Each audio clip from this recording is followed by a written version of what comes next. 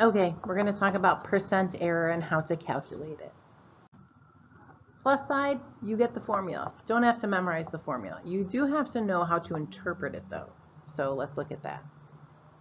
So it's measured versus accepted. What does that mean?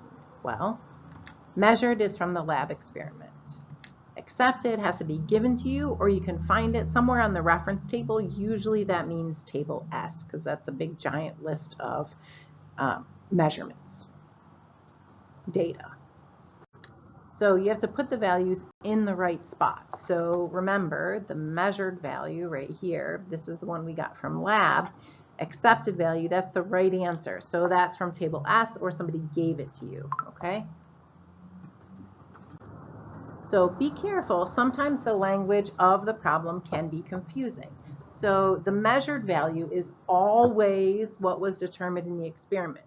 The accepted value is always the correct answer, the right answer. All right, so positive or negative. If the measured value is bigger, the percent error is going to be positive, but if the measured value is smaller, then the percent error will be negative. So most often it's reported as an absolute value, so the positive or negative doesn't really matter, but you can report it as the negative and positive just as standard in class, but just so that you're aware, okay? So let's do a problem. So here it says in an experiment, you determine the density of aluminum to be 2.42 grams per centimeter cubed. Calculate the percent error. So I need the formula, right? And I know that the measured value is 2.42 because that's what it says in an experiment.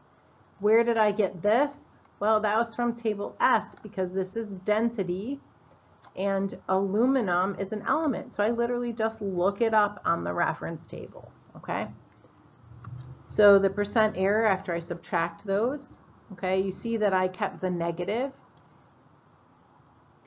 And then those units cancel out, so I am left with percent as my unit, but I do have to check for significant figures. So I look at this, the number I'm given in the problem has 3 significant figures. The number I got from table S also has 3 significant figures, so my answer can only have 3 significant figures, okay? So there we go, negative 10.4%.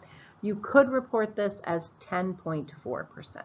Okay, because we can consider taking the absolute value. All this negative means is that our answer that we found in lab is smaller than the right answer, okay? What you need to be careful of or be aware of is that a lower percent error means your results are more accurate. So the best percent error would be 0, okay? So a percent error of 0 is perfect. So the closer to 0 the percent error is, the more accurate the results, whether it's positive or negative. So a 1% error is fantastic, whether it's positive 1 or negative 1. A negative 50% error is not so good, okay?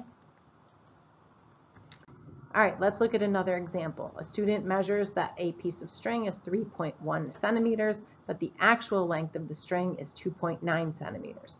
What is the student's percent error? We write the formula first. Now we plug in our numbers. So which is which? The student measured, that's measured. The actual is accepted. So you just have to put the numbers in the correct spot. Okay. Now we do that subtraction first, right?